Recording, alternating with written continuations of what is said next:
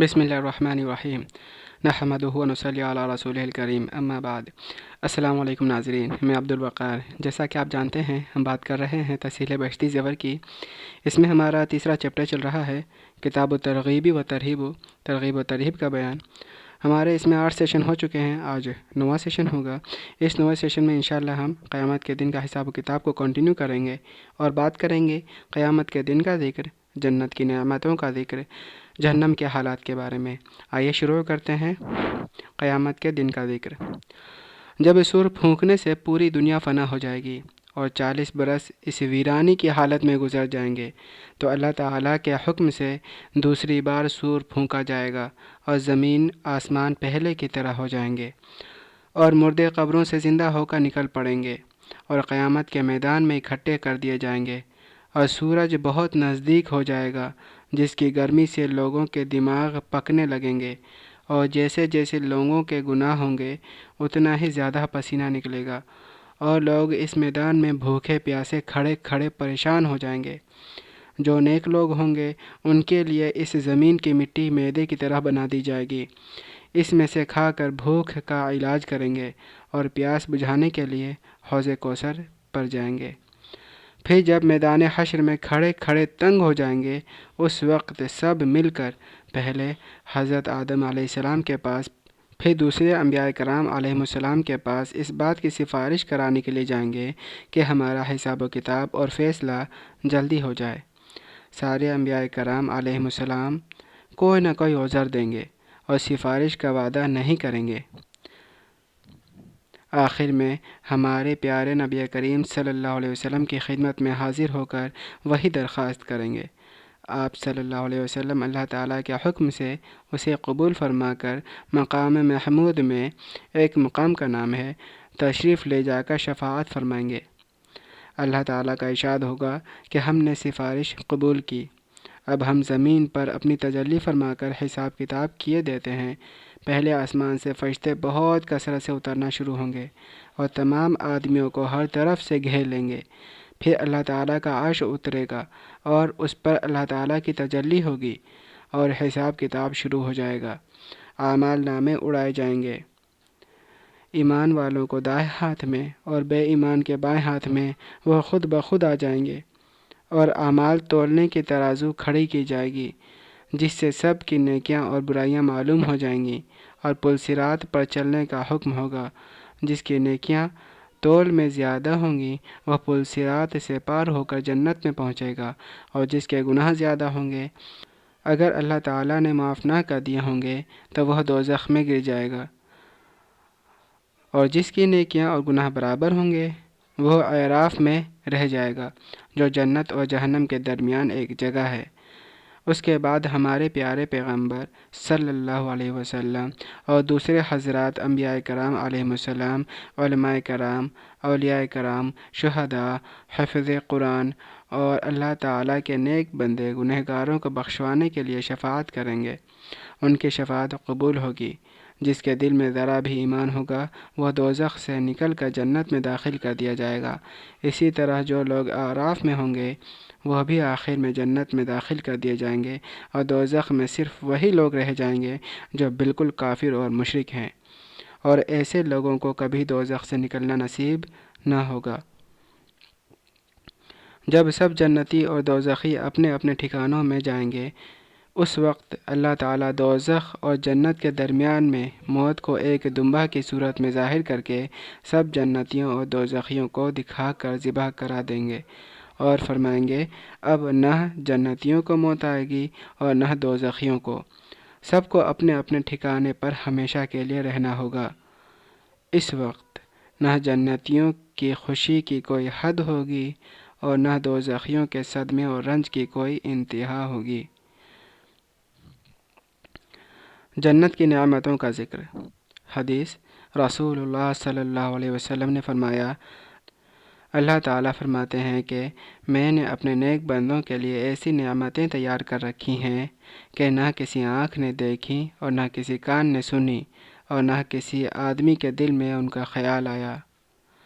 حدیث، رسول اللہ صلی اللہ علیہ وسلم نے فرمایا، جنت کی عمارت میں ایک اینٹ چاندی کی ہے اور ایک اینٹ سونے کی، اور اینٹوں کے جوڑنے کا گارا خاص مشک کا ہے، اور جنت کی کنکریاں موتی اور یاقوت ہیں، اور وہاں کی مٹی زعفران ہے۔ جو شخص جنت میں چلا جائے گا چین و سکون سے رہے گا، رنج و غم نہیں دیکھے گا، ہمیشہ کے لیے اسی میں رہے گا، وہ کبھی نہیں مرے گا، نہ ان لوگوں کے کپڑے میلے ہوں گے، نہ ان کی جوانی ختم ہوگی۔ حدیث: رسول اللہ صلی اللہ علیہ وسلم نے فرمایا، جنت میں 2 باغ ایسے ہیں کہ وہاں کے برتن اور سارا سامان چاندی کا ہوگا، اور 2 باغ ایسے ہیں کہ وہاں کے برتن اور سارا سامان سونے کا ہوگا۔ حدیث: رسول اللہ صلی اللہ علیہ وسلم نے فرمایا، جنت میں اوپر تلے 100 درجے ہیں، اور ایک درجے سے دوسرے درجے تک اتنا فاصلہ ہے جتنا زمین و آسمان کے درمیان میں فاصلہ ہے، یعنی 500 برس کا۔ ان درجوں میں بڑا درجہ فردوس کا ہے، اور اسی سے جنت کی 4 نہریں نکلتی ہیں، یعنی دودھ، شہد، شراب طہور اور پانی کی نہریں۔ اور اس سے اوپر عرش ہے۔ تم جب اللہ سے مانگو تو فردوس مانگا کرو، اور یہ بھی فرمایا کہ ان میں ایک ایک درجہ اتنا بڑا ہے کہ اگر تمام دنیا کے آدمی ایک میں بھر دیے جائیں تو اچھی طرح سما جائیں۔ حدیث: رسول اللہ صلی اللہ علیہ وسلم نے فرمایا، جنت میں جتنے درخت ہیں سب کا تنا سونے کا ہے۔ حدیث: رسول اللہ صلی اللہ علیہ وسلم نے فرمایا، سب سے پہلے جو لوگ جنت میں جائیں گے ان کا چہرہ ایسا روشن ہوگا جیسے 14ویں رات کا چاند۔ پھر جو ان کے بعد جائیں گے ان کا چہرہ تیز روشنی والے ستارے کی طرح ہوگا، نہ وہاں پیشاب کی ضرورت ہوگی، نہ پاخانے کی، نہ تھوک کی، نہ رینٹ کی۔ کنگھیاں سونے کی ہوں گی اور پسینہ مشک کی طرح خوشبودار ہوگا۔ کسی نے پوچھا کہ پھر کھانا کہاں جائے گا؟ رسول اللہ صلی اللہ علیہ وسلم نے فرمایا، ایک ڈکار آئے گی جس میں مشک کی خوشبو ہوگی۔ حدیث: رسول اللہ صلی اللہ علیہ وسلم نے فرمایا، جنت والوں میں جو سب سے ادنا درجے کا ہوگا، اس سے اللہ تعالیٰ پوچھیں گے کہ اگر تجھے دنیا کے کسی بادشاہ کے ملک کے برابر دے دیں تو راضی ہو جائے گا؟ وہ کہے گا، اے پروردگار، میں راضی ہوں۔ ارشاد ہوگا، جا تجھ کو اس کے 5 گنا کے برابر دیا۔ وہ کہے گا، اے رب، میں راضی ہو گیا۔ پھر ارشاد ہوگا، جا تجھ کو اتنا دیا اور اس سے 10 گنا زیادہ دیا، اور اس کے علاوہ وہ جس چیز کو تیرا جی چاہے گا اور جس سے تیری آنکھ کو لذت ہوگی وہ تجھ کو ملے گا۔ ایک روایت میں ہے کہ دنیا اور اس سے 10 گنا زیادہ کے برابر اس کو ملے گا۔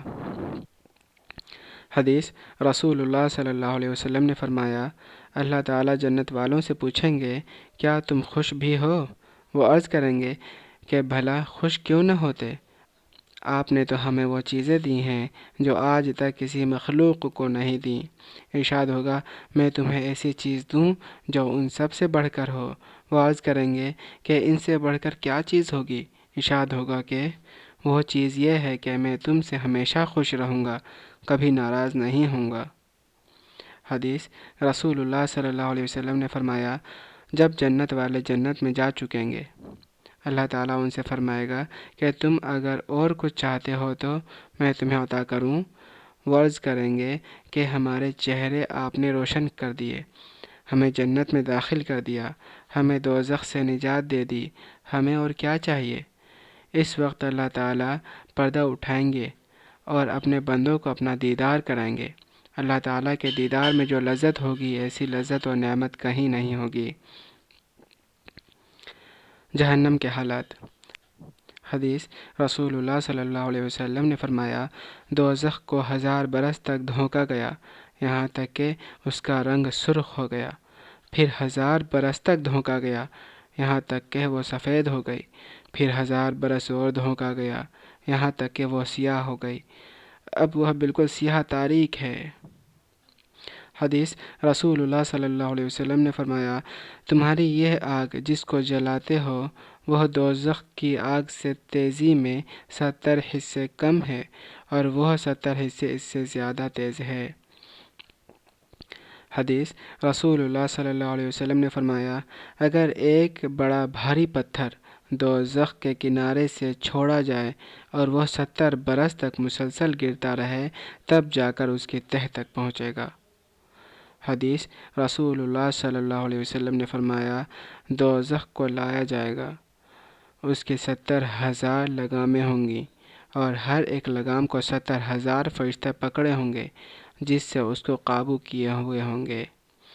حدیث رسول اللہ صلی اللہ علیہ وسلم نے فرمایا، جہنم میں سب سے ہلکا عذاب اس شخص کو ہوگا جس کے پاؤں میں صرف آگ کی 2 جوتیاں ہوں گی، مگر اس سے بھی اس کا دماغ ہنڈیا کی طرح ابلتا رہے گا اور وہ یہ سمجھے گا کہ اس سے بڑھ کر کسی کو عذاب نہیں ہو رہا۔ حدیث رسول اللہ صلی اللہ علیہ وسلم نے فرمایا، جہنم میں اونٹ کے برابر بڑے سانپ ہیں، اگر ایک دفعہ کاٹ لیں تو 40 سال تک زہر چڑھا رہے، اور ایسے بڑے بچھو ہیں جیسے پالان کسا ہوا خچر، وہ اگر کاٹ لیں تو 40 سال تک ان کے زہر کی لہر اٹھتی رہے گی۔ حدیث رسول اللہ صلی اللہ علیہ وسلم نماز پڑھ کر ممبر پر تشریف لائے اور فرمایا، میں نے آج نماز میں جنت اور دوزخ کا ہو بہو نقشہ دیکھا، آج تک میں نے جنت سے زیادہ کوئی اچھی چیز اور دوزخ سے زیادہ کوئی تکلیف دہ چیز نہیں دیکھی۔ تو ناظرین، آج کے لیے اتنا ہی۔ میں آج کے اس سیشن سے آپ سے 3 سوال پوچھنا چاہوں گا جن کے جواب آپ کمنٹ میں دے سکتے ہیں۔ پہلا سوال، وہ کون لوگ ہیں جو ہمیشہ جہنم میں رہیں گے؟ دوسرا سوال، جنت کے سب سے اعلیٰ درجے کا نام کیا ہے اور وہاں سے کون سی 4 طرح کی نہریں بہتی ہیں؟ تیسرا سوال، جہنم کا سب سے چھوٹا، سب سے ادنا درجے کا عذاب کیا ہے؟ ناظرین، اگر آپ کو ہمارا یہ سیشن پسند آتا ہے تو آپ اس کو لائک، شیئر، سبسکرائب کریں، اور اللہ تعالیٰ سے دعا ہے کہ اللہ تعالیٰ ہم سب کو حق بات کہنے کی، سننے کی، سمجھنے کی اور اس پر عمل کرنے کی توفیق عطا فرمائے، جنت فردوس کو ہمارا مقام بنائے، جہنم کی عذاب سے ہمیں حفاظت فرمائے۔ ملتے ہیں اگلے سیشن میں ناظرین۔ السلام علیکم ورحمۃ اللہ، وآخر دعوانا ان الحمد للہ رب العالمین۔